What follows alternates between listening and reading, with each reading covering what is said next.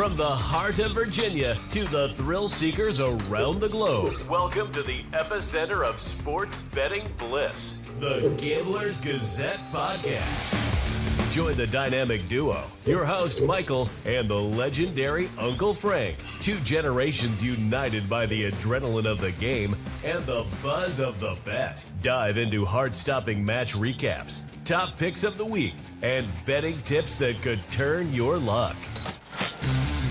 Whether you're placing a bet, analyzing the odds, or just here for some hearty sports banter, Gambler's Gazette is your one-stop destination. Kick up your feet, tune in, and immerse yourself in the world of sports and bets. Welcome to Gambler's Gazette, where every bet tells a story.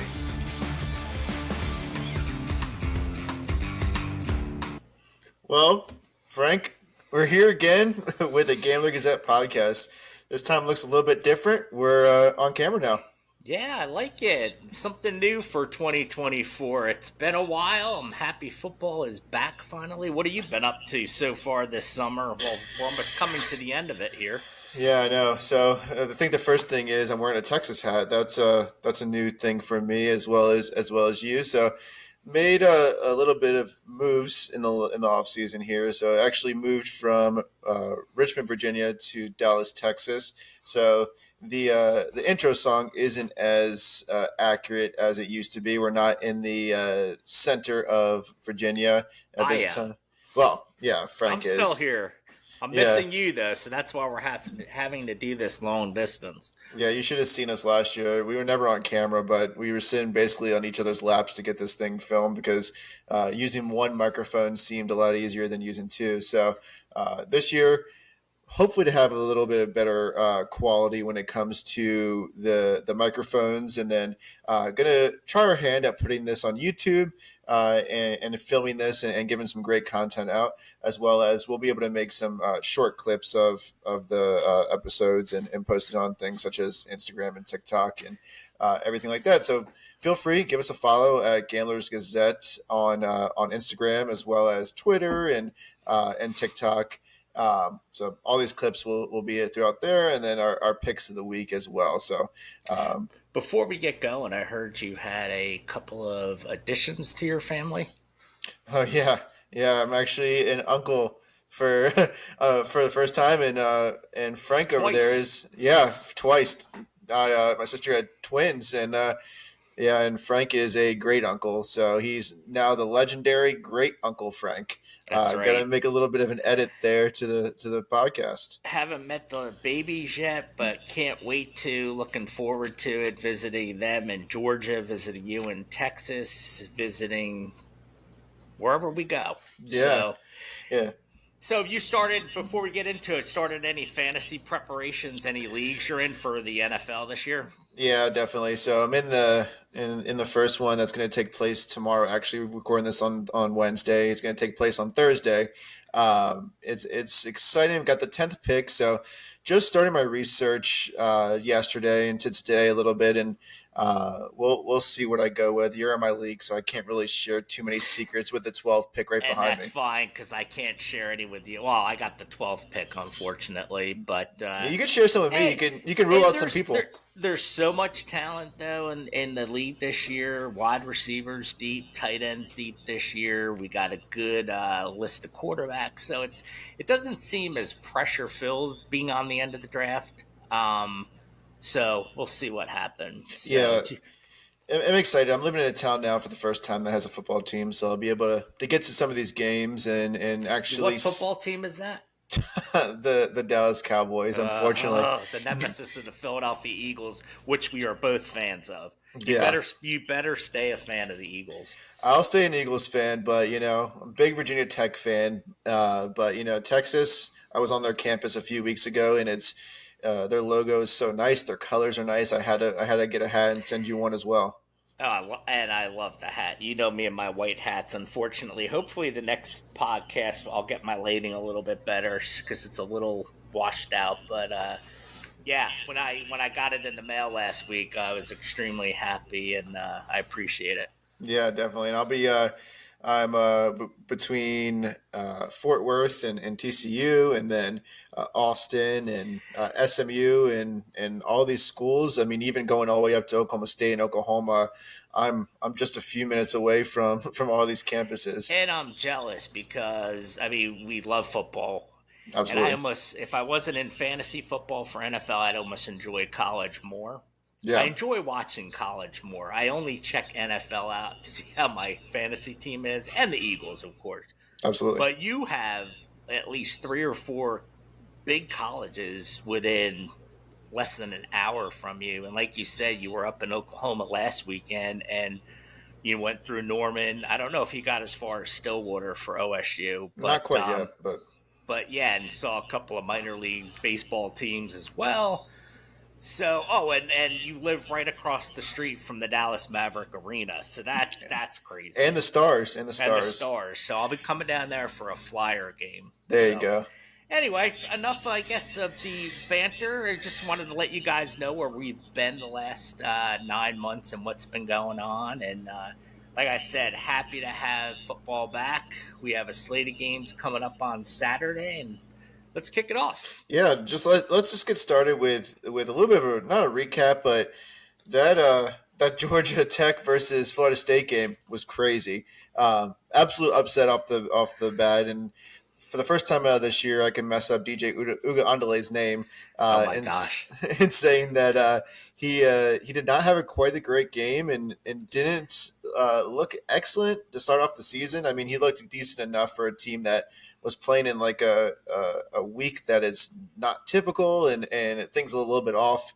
But what do you see from Florida State moving forward? Well, I saw a tale of 2 games in the same game. FSU came out right away, drove right down the field, did a swinging gate 2-point conversion to make it 8-0, and it was maybe 4 minutes into the game, and we're like, well, here comes DJ's start at FSU, and he's going to have success. And then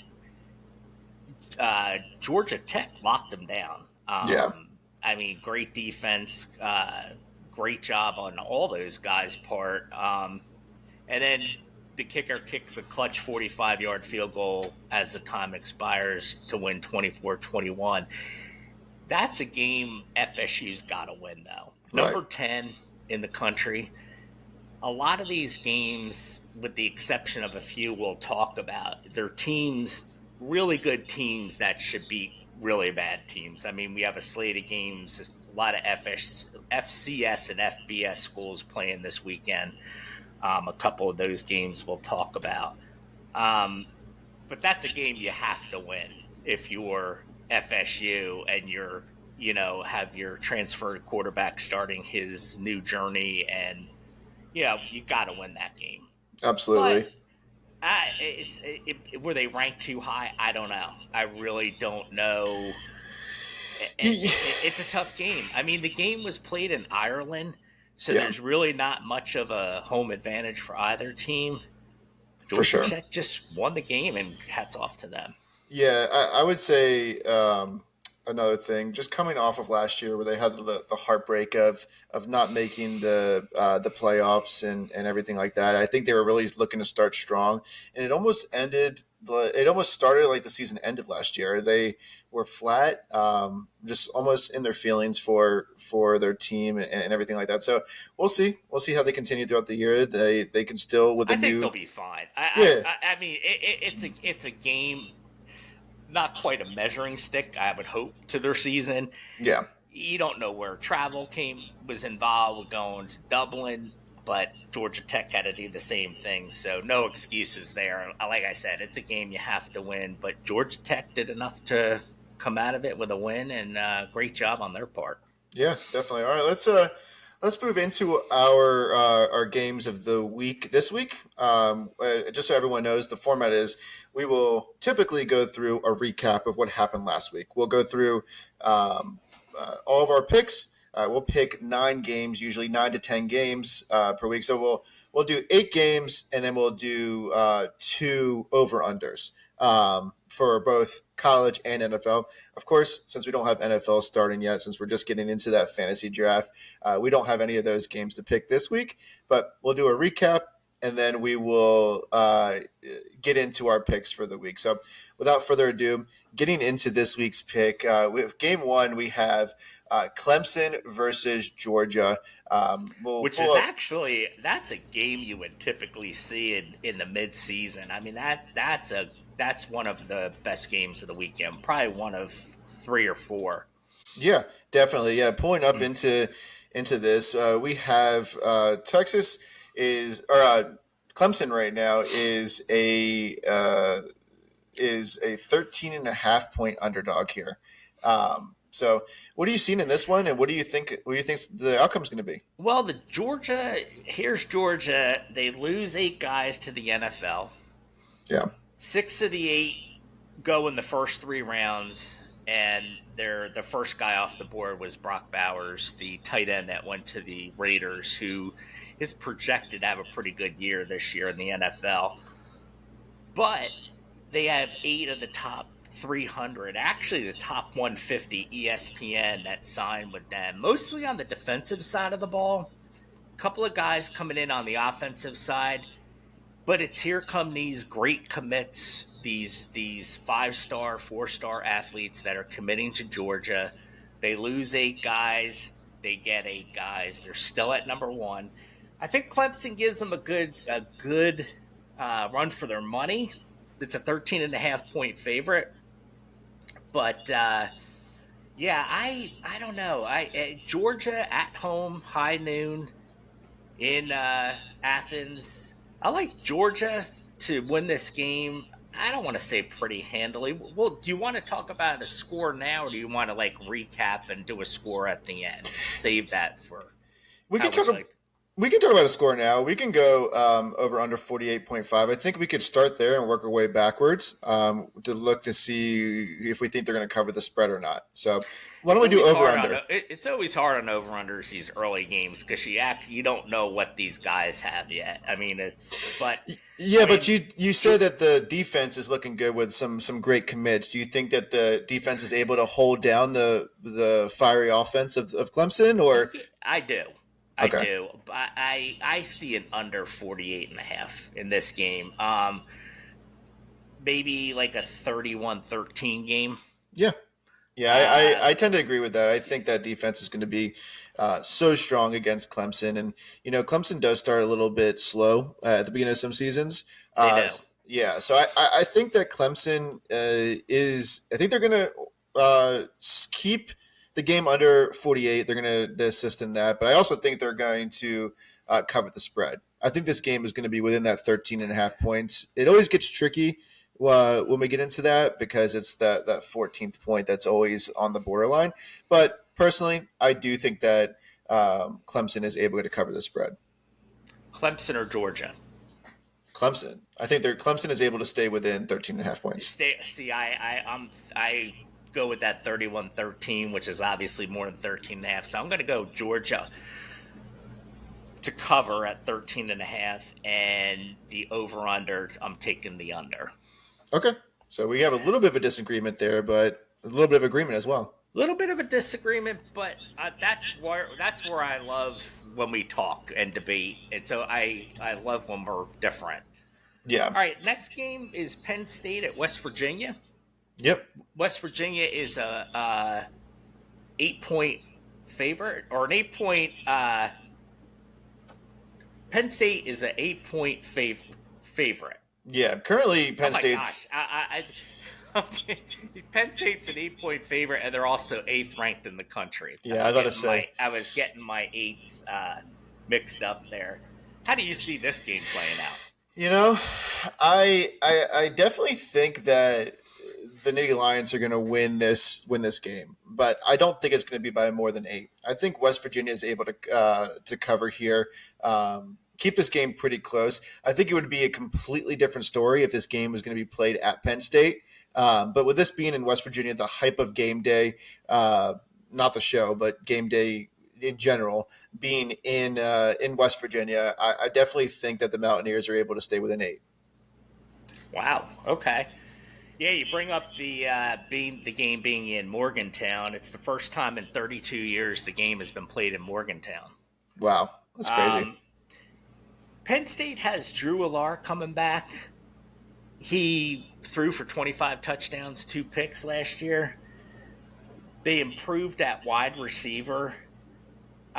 West Virginia was good last year. Don't get me wrong; they were 9-4, and they beat UNC in the depleted UNC team, all the injuries in the Duke's Mayo Bowl last year. But I like Penn State going in.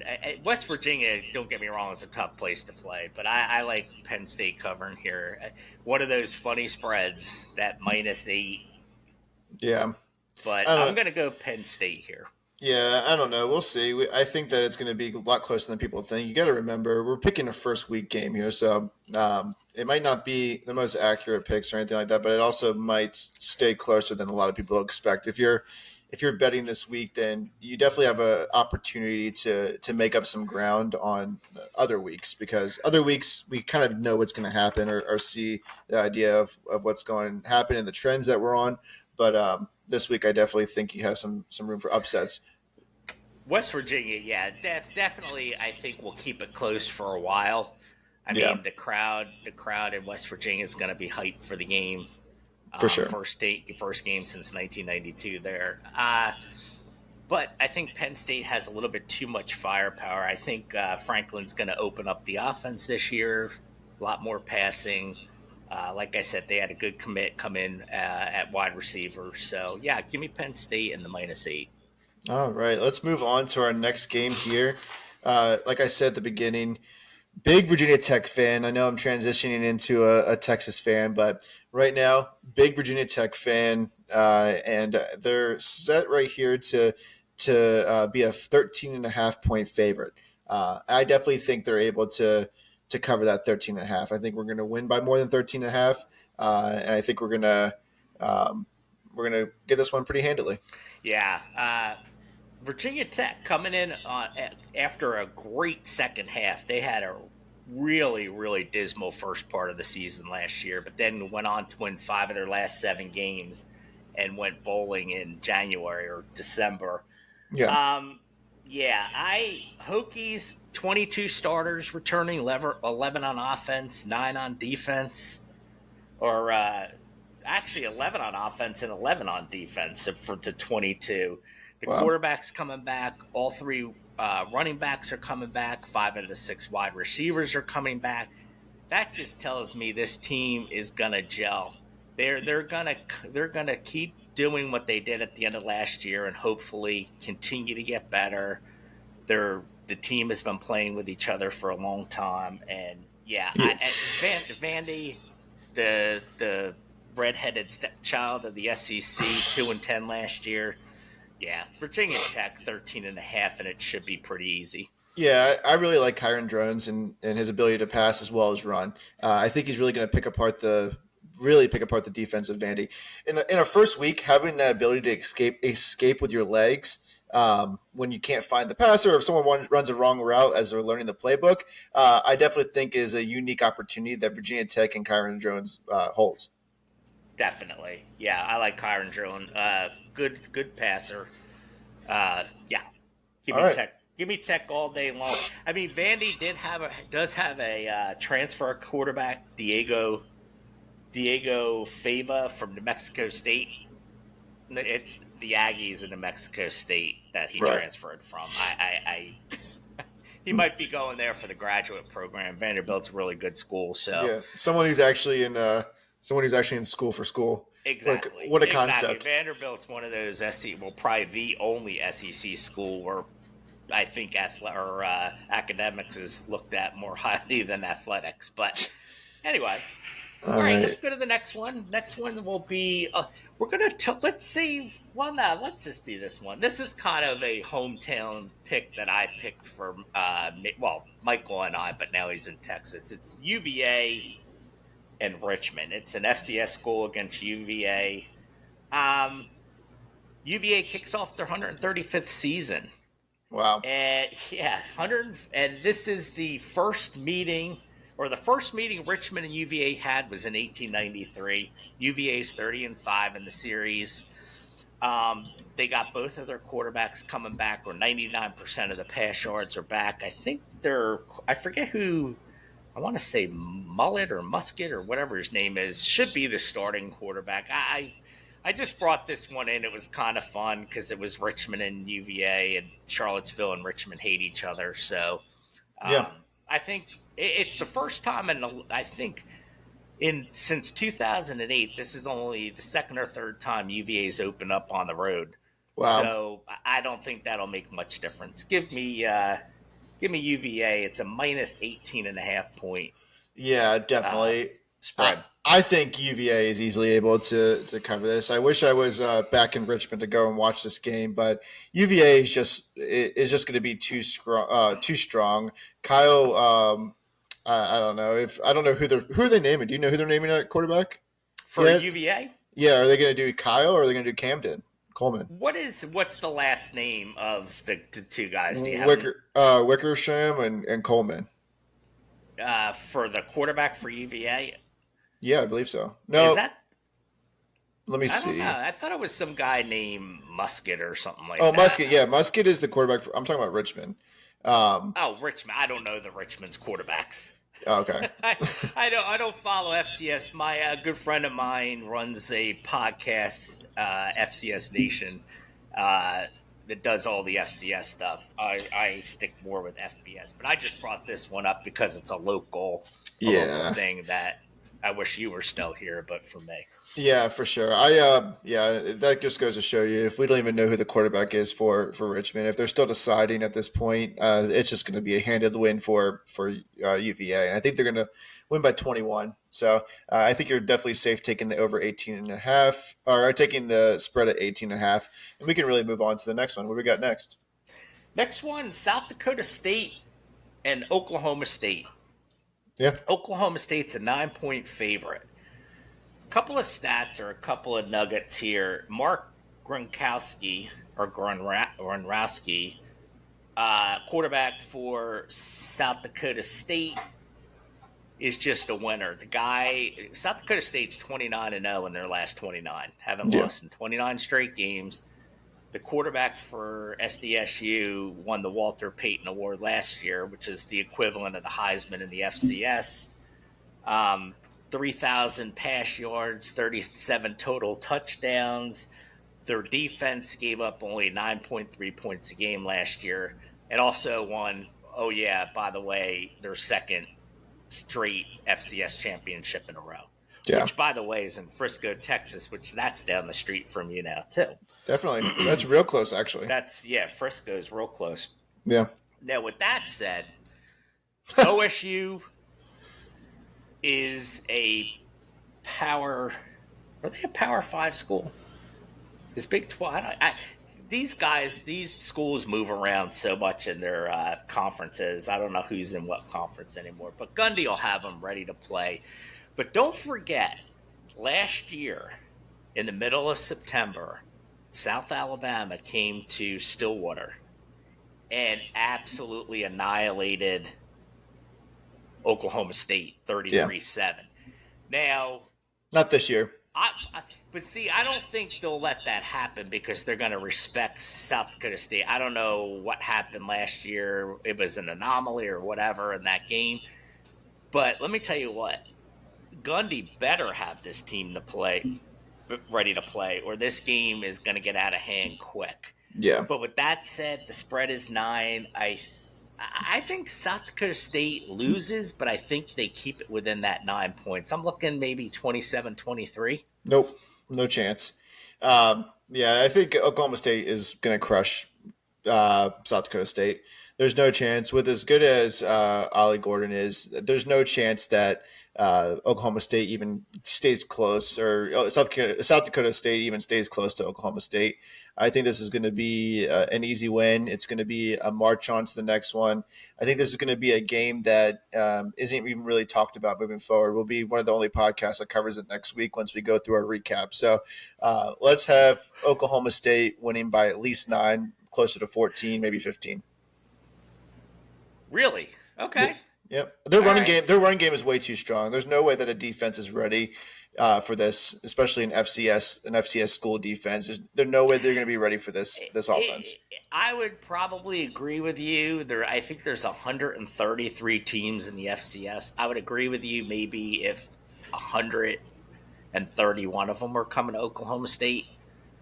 I may I may side with saying North Dakota State might have a shot as well. The Yeah. Dakotas, I like the Dakotas. But I think Oklahoma State wins, but I think South Dakota State's going to hang. So I like it. We disagree again, so we'll see who's right next week. Yeah, Ollie Gordon's a hopeful to win the Heisman. So if he wants to get a hot start and get his stats padded for the rest of the year, he needs to start strong, and I think he'll get that start here. And that's the Oklahoma State quarterback? Yeah. Okay. Running back. Running back. Okay. Yeah. All right, you're up. What you got? All right, so we're moving on to the next one here. This is going to be, I believe it's Fresno State at Michigan is our next game here. And right now we got Michigan at a minus 21-point favorite here. I definitely think it's going to be settling in period. We see a change in coaching. We see a lot of things going on in their locker room and getting themselves refocused after winning the national championship last year. So also a stealing signs scandal. Yeah, that's what I was referring to in general with the stuff in their locker room. And I think that's even getting crazier at this point. There are pictures of this guy blending in with coaches and on the Central Michigan sideline using cameras in his glasses, allegedly.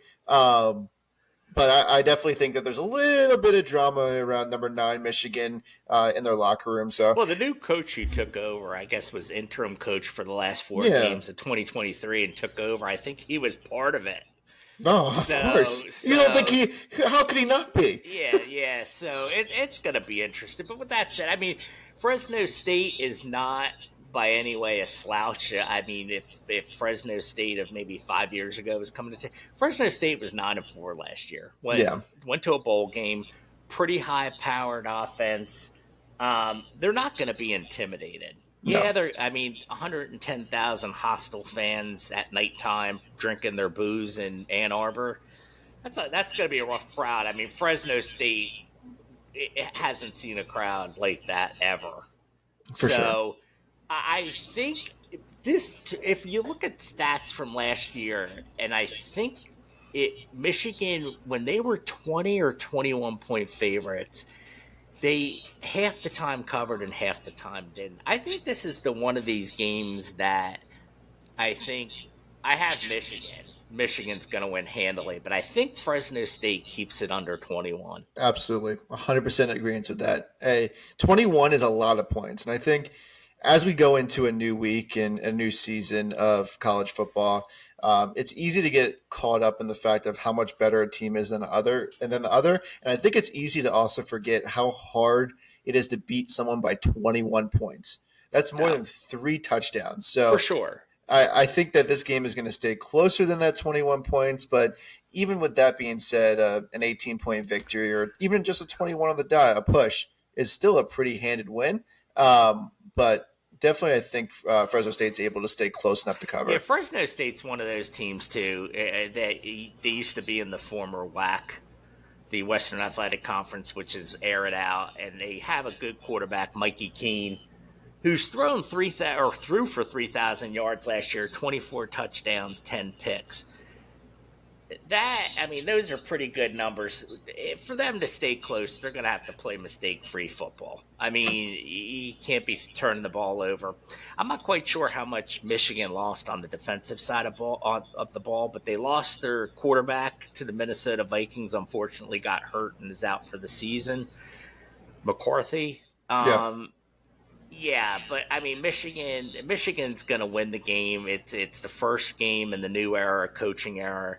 These guys are going to be out there and wanting to win for the new coach. But like you said at the top, I mean, just a lot of drama. Yeah, they're going to win, but I think Fresno hangs with them. All right. Let's move into our next one there. You want to lead us into this one? Yeah. Is this our final one already? No, I got 2 more. What do we have after? Oh, we do. Okay. Notre Dame, Texas A&M. Very, very intriguing matchup. Yep. Yeah, Mike Elko, who was the Duke head coach the last 2 years, coming over and playing his first game at the 12th man, Texas A&M. 16-9 at Duke. He was the defensive coordinator for Texas A&M back in from 18 to 21, and then went to Duke for 2 years, and now they have him back. I guess Jumbo Fisher, Jimbo Fisher. Yeah, Jimbo. Yeah. I always say Jumbo. I don't know why. You've gotten that name wrong 9 times today. I have. Before I think I was saying Fish Jumbo. You know what we're gonna do next time you get that name right, and we're gonna go through and we're gonna add a little bit of cheering. Nice. Hey, you know what I'm impressed for? We should have some cheering for you. Is the DJ Ugandale? Oh, yeah. There you go. Yeah, give me a cheer for that. Anyway, getting back to the game. Notre Dame has the Duke ex-quarterback coming to play his first game for Notre Dame.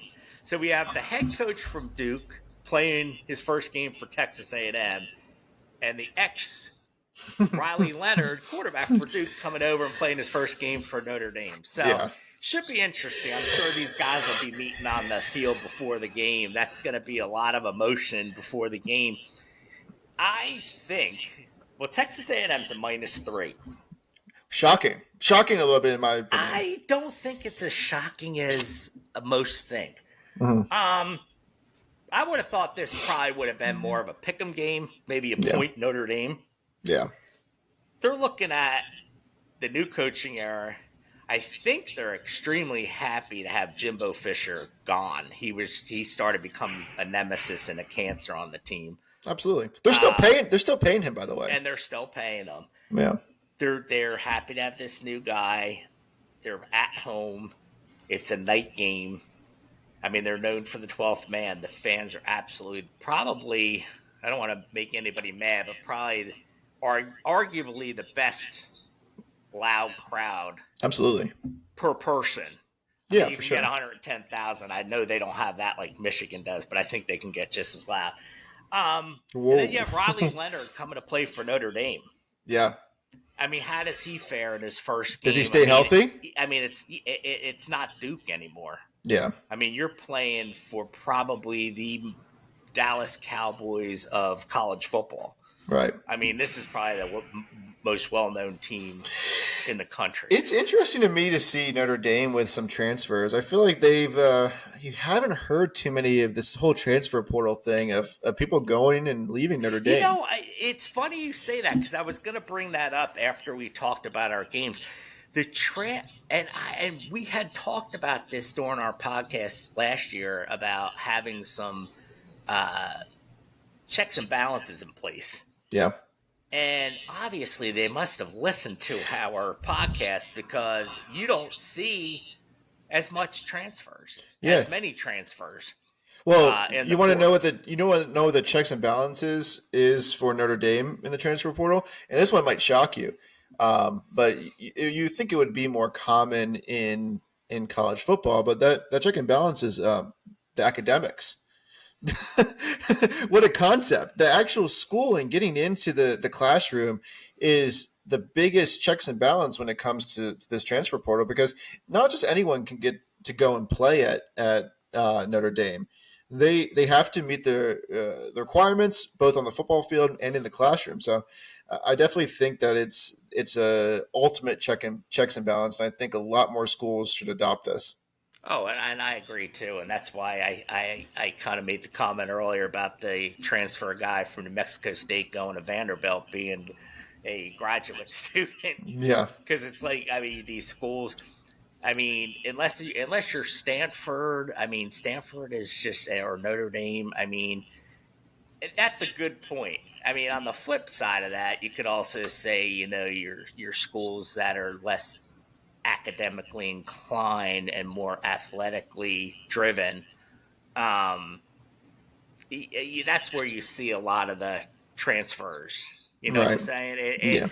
but you haven't really heard. I mean, last year it was like 10 guys, it seemed like a week or transferring. And now I know that's an exaggeration because you do most of it before the season starts, but it was just one guy after the other. Oh, this guy went to the portal. This guy went to the portal.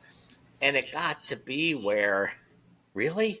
Yeah. And speaking of one portal, you got DJ going from Clemson to Oregon State to FSU in Where does it 3 end? years. Where does it end? I don't know if that's these guys just want to get their feet wet in different conferences and have different regimes and maybe different play calling or different ways they're going to run the offense. And then when you get hopefully picked or drafted in the NFL, you're more polished. Right.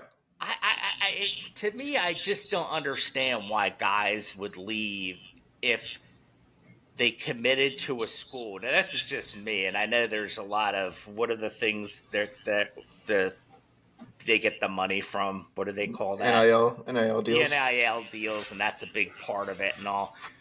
But you never heard of any of this, and I know they didn't have a portal when I was younger, but guys committed to a school and you played 4 years. I can't imagine a coaching staff giving up time and effort. And I know that's a business as well, and I know they don't look at it like that either, but it's almost like they give up on their team, and there's no sense of, guys loyalty. There's no sense of loyalty anymore. It extends beyond college football. It extends into the workforce in America and in general.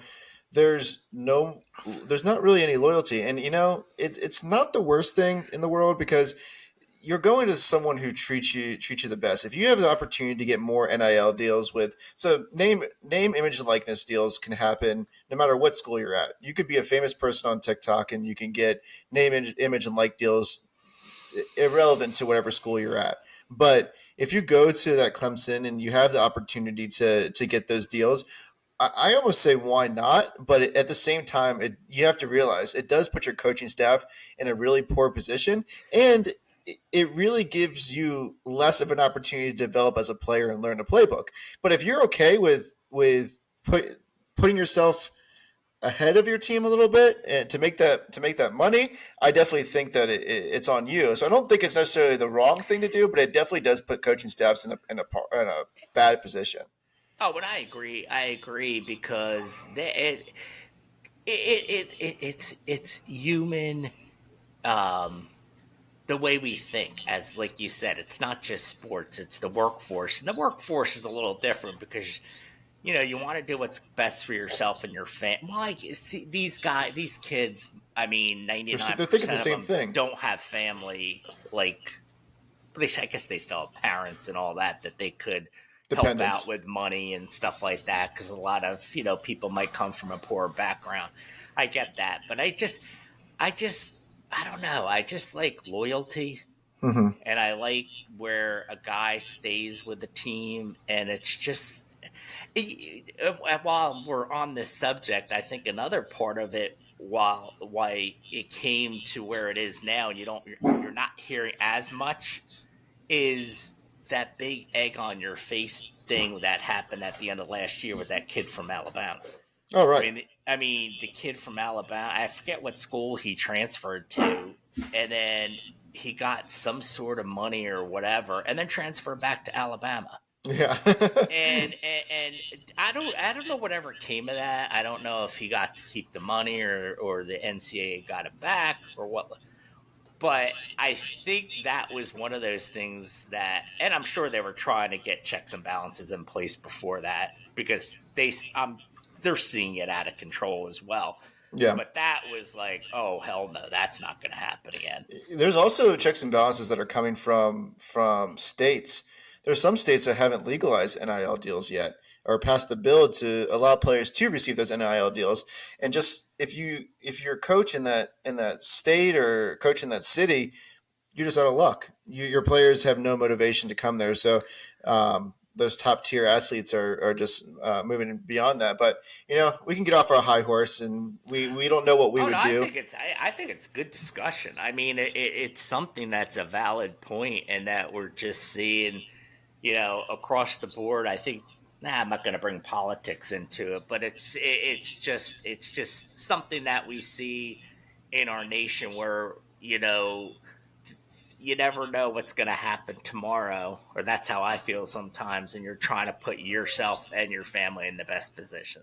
That could be another way of looking at it. I think I've changed my opinion 3 times on this conversation because I get it. I get it. I can see pros and cons for both sides. I love loyalty because I guess that's just the way I was brought up, and that's old school. That's just the way it happened. But then I also understand how society has changed, and we're in a way different society than we were probably even 10, 15 years ago. Forget 30 or 40. Right. Well, so anyway, right. What do we have on the docket on the next game? Well, why don't we make our pick on this one, Knucklehead? Oh, do we forget to make our pick? All right, what do you got? All right, so I think we're going to go with I know what we're going to go with. We're going to go with Notre Dame winning this as a pick 'em or as a straight-up win here. I think that moneyline win for Notre Dame is definitely fitting. I think Riley Leonard is able to quiet the haters, quiet the bookmakers, and actually pull out a win on this one. Yeah, I mean, ND has an elite O-line.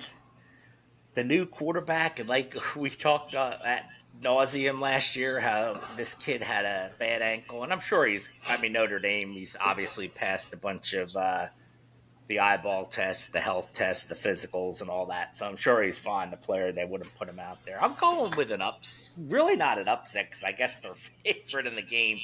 But it does feel kind of like an upset at a -3. I'm going to go A&M winning this game and covering. Oh, wow. Well, I guess we'll see. Winning by more than a field goal. Yep. All right, let's move on to the last one. We have JMU versus Charlotte. This was when we went through, we made our spreadsheets and we made our analysis and we made our picks what games we're going to go through. This one was a little bit closer until literally today, in a couple hours before we started recording. The coach for Charlotte came out and basically said, hey, we're not going to win this game, and we're not going to even make it close. Basically, yeah. Nine guys hurt, and I forget the coach's name for Charlotte, but he apologized for hurting his team, working his kids too hard. I guess he found out the hard way. But with that said, I mean, JMU's also starting a new era of football here. As you know, Signetti, their coach, I don't know how many years he was there, who did a great job, got promoted or got a new job at Indiana, brought several guys from JMU to the Hoosier State. I think had some graduates too. Yeah, I think I'm not quite sure who went there. I think their quarterback McLeod, some guys on the defensive side of the ball, and they got Bob Chesney. He's been in a head coach for 15 years. Came over from Holy Cross, so his era starts on Saturday. I don't think it much mattered if JMU or if Charlotte had all those 9 guys. I think JMU goes in there. What is the spread in this game? It's 9.5. I think there's no way that they even keep it with a 9.5. No. JMU goes in there, and I mean, now with that news coming out of Charlotte today, they better go in there and cover. Yeah. But like I said, I don't think it would have been close, even if they had a full squad to play. Or is Charlotte playing possum? No. Like if Charlotte was playing possum, it still wouldn't matter, because I said if the 8 or 9 guys were healthy, still it doesn't matter. JMU covers. It goes in there pretty easy.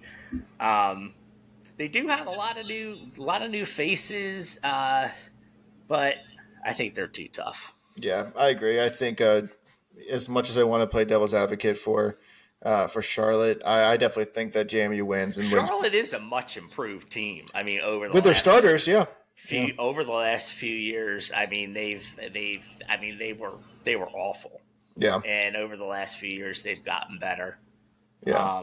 I think JMU wins this one by at least 10. Oh, so, yeah. I think it's simple. Cover. I don't think it's even that close. Yeah, absolutely. All right, I got one surprise pick for you. What you got? I got going back to South Dakota State at Oklahoma State. What do you have? 54.5 is the over-under. I got to go under. Really? I am going under. I like South Dakota State's. Well, here's the philosophy on that. It's 54.5. Yep. South Dakota State. No, 54. Sorry. Is either gonna go in there and stone them with the good defense of less than 10 points a game. Yeah. Not to say that they're gonna score less than 10, but I mean, who's gonna score less than 10? What's that? You said who's going to score less than 10? No. I said I'm not saying Oklahoma State's going to score less than 10. That was the average they gave up last year, 9.3. I'm not saying that. But having a good defense, solid defense, a lot of guys returning. Yeah. And OSU is one of those Jekyll and Hyde teams. I think I played them or used them as part of a parlay or a straight win-up game last year like 6 or 7 times, and I think they covered once. Yeah. They're one of those teams, they're Jekyll and Hyde. For sure. So the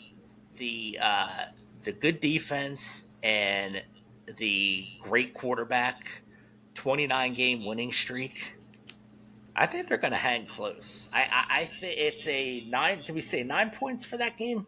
Yeah, 9. Yep. 9. I think South Dakota State covers that. I think they keep it under 9.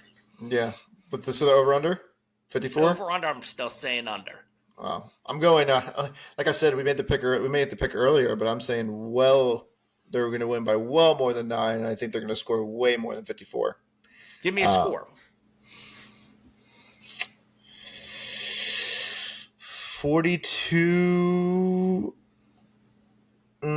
let's say 35, 14. Well, 35-14 is 42-14. 42-14. 42-14, you're still low. Am I? It's 56. No, you're good. 54, yeah. Yeah. All right, 42-14. 42-14. Yeah. Okay. All right.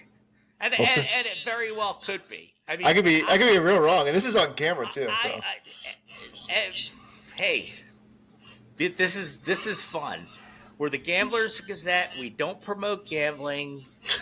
Do it very cautiously, legally, and take our picks for what they are. But run down and get your lottery ticket. There you go. No, I see them. I just see Oklahoma State coming out sluggish. They always seem to have slow starts to seasons. Yeah. Now I could be totally wrong, but that's what makes that's what makes it fun. Yeah, we could be wrong. If I was always right, I wouldn't have to work. I'd be doing parlays all day long. Yeah. Then yep. So I think that includes all of our picks, and just for like Frank said, take it with a grain of salt. We do this for fun. We don't need any bad comments or anything like that. We're just out here having fun, making a podcast, just like everyone else could. You can do it too. It's simple apps, simple equipment. So if you don't agree, I get time to spend with you because now you're 1,500 miles away. Exactly. So if you don't agree with our picks, go buy your own stuff, go make your own podcast, and upload it to YouTube. It's free. So I'm going to play us out with our intro. We can say our final goodbyes afterwards, and then call it a day from there. Okay.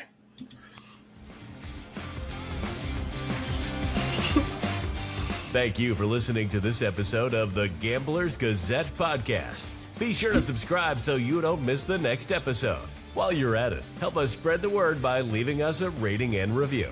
But that's not all. Subscribe to our exclusive newsletter using the link in the podcast description and get the lowdown on daily picks and an in-depth breakdown of each game right in your inbox. All right, everyone. Have a good one. Peace.